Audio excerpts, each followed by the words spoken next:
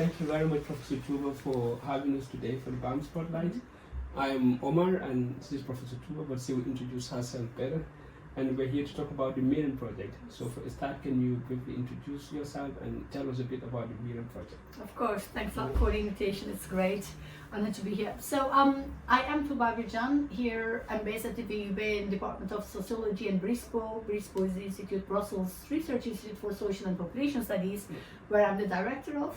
And also I'm leading a medium research group which is called AIMS Lab. We are working on AI, migration and society. These are relevant because they also identify my role in the MirreM project, because MirreM project is measuring irregular migration and relevant policies.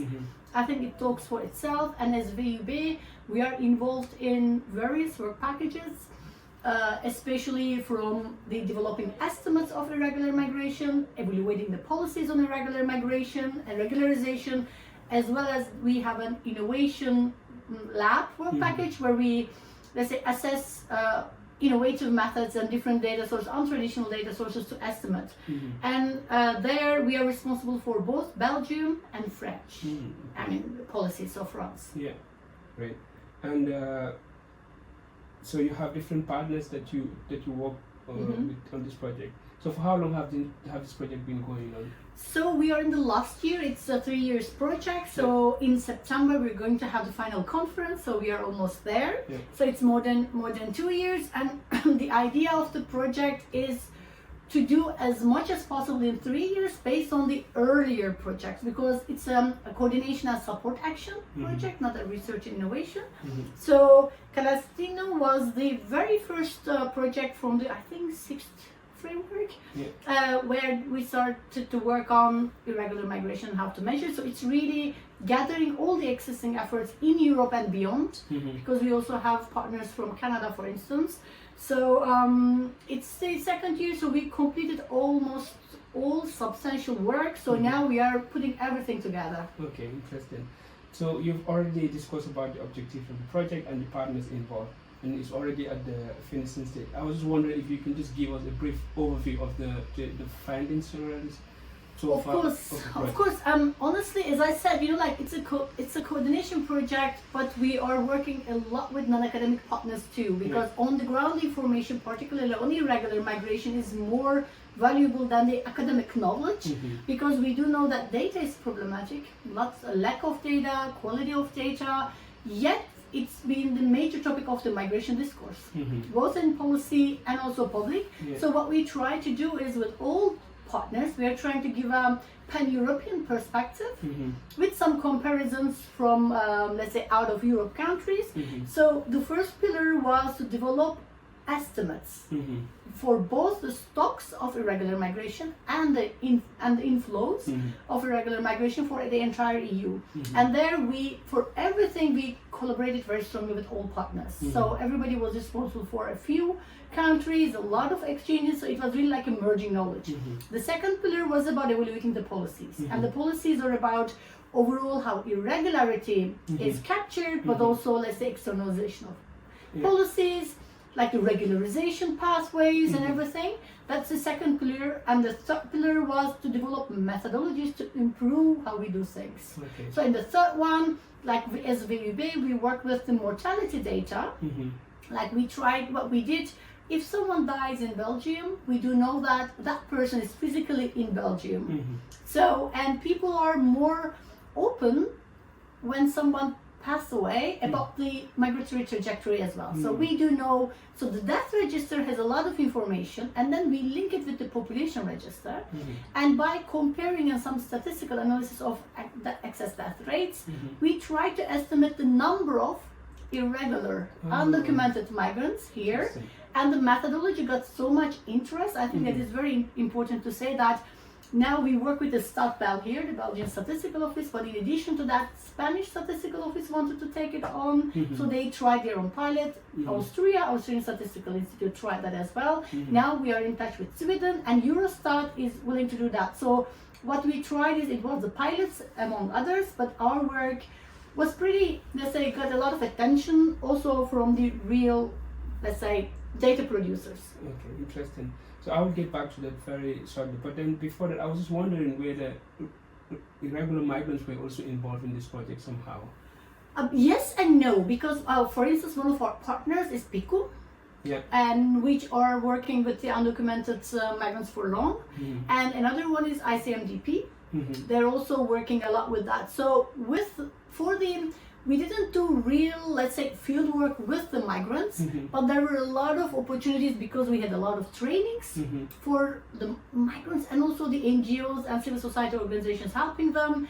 And we really got the information more from the intermediaries rather than the migrants per se, because the research is not based on the experiences, it's more about how the policies and how statistics are shaped. Yeah, interesting. So you mentioned that for you to get the data, the actual data of the number of irregular migrants, you relied on the data on mortality rates, and people were more open to speaking about someone who has already died than someone who was living here in Belgium.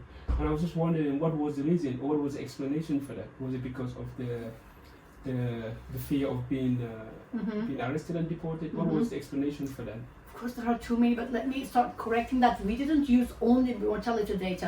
We created a pan-European data set based on existing data sources, so how we could find that. But in the innovation lab work package, we try to see, can we improve those statistics? Are there different ways to estimate various groups? And in the case of Belgium, we did it with the mortality data, and I think it's not a rocket science to anticipate, because people are, of course, because we are talking about extremely vulnerable groups. And for them, giving information about their migratory trajectories and background can be really used against them. I'm not talking about only the preventive migration policies, but they are facing regularly with the police or several discriminations, so they are more cautious. It's also because their journeys sometimes have not ended yet. So they are on a migrant journey still, so they don't know if they will stay here forever, if they will go somewhere, so they really try there.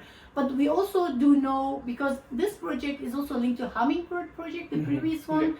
There we did a lot of field work. We also saw that these are very diverse groups. So we are not talking about a particular typical stereotypic group of people, because you can come here as a student, you can lose your rights, you can become undocumented or irregular, or you can come here to do really on a boat. So we try to say that for the policies as well, that everything should be approached from a differential perspective, saying that we shouldn't homogenize these groups. And let's say, for instance, for the death register and the death, I think it is safe, because these people cannot be harmed. But this is still a kind of a speculative interpretation, because we were not there. This is a secondary data. So if there is a death somewhere, police, of course, or the people ask about, did you know this person? Where did she come from? How old are they? Where were they born? So all the data was collected, sometimes collectively. So that's why I do assume that people feel no fear about that person anymore. That's why they are more open to share. Interesting, very interesting. So from a policy point of view, what do you hope to achieve by these findings? I have to say that with the estimations, as the entire team, especially in this innovative part, we always started with a very important statement for us. We do not want our research as an arm. So because most of the controversial, or I would say maybe skeptical arguments or discussions around this, but who is going to use that? What are they going to do with that? So we try to make it sure that these things can be used to understand the challenges better, rather than stopping the irregular migration. And it is very difficult to say how your research or research results will be used by politicians for what reason. I think we are talking about two different things. So of course what we found can be a better evidence for better policies, but at the same time we have to be cautious that we develop technology or tools which are not harmful for potential groups. But one example I can give is that for the ones who are following about the return migration, like the Commission already published a report about that, referring to several projects, saying that as the findings show, people should go back. But that was not what we found. And what happened, like as for 5 big projects, we published a joint statement saying that these are not our findings. So I think on one hand, we are talking about how our things can be used, but on the other hand, how these projects can have a standing if things are not going right. Of course, we can follow everything for, I don't know, 10 years, but at least if we see some things are not being interpreted in a correct way, we try to intervene to correct that. To cut it short, irregular migration is less than 10% of the entire migration. I would like to emphasize that, although it is reflected as the biggest problem. And secondly, it doesn't mean that it is less important. It is, but we are trying to exaggerate it to create fear culture, threat culture, security culture. I think first we have to acknowledge the relative amount or the size of this group, but at the same time we really aim for, because at least personally I can say that academically we can be skeptical about the pact where it is very much focused on let's say how to prevent various routes rather than talking about how to provide more legal ways, how we can improve legal trajectory. So in that sense, I think there is not 100% synchronization between the academic work and the policies, but I think it's not for the first time. Okay, right. Thank you very much, Professor Tuba, for the insight.